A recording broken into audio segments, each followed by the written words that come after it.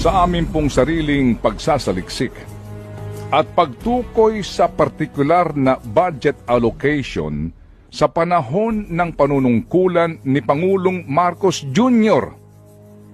mula 2022 hanggang sa kasalukuyang taon ng 2025, 1 trillion 194 billion 591 million 902,000 pesos ang perang inilaan para sa mga programa ng DPWH sa sinasabing flood control.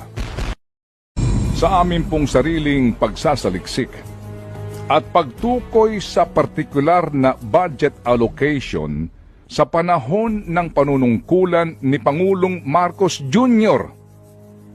mula 2022 hanggang sa kasalukuyang taon ng 2025, 1 trillion 194 billion 591 million 902,000 pesos ang perang inilaan para sa mga programa ng DPWH sa sinasabing flood control.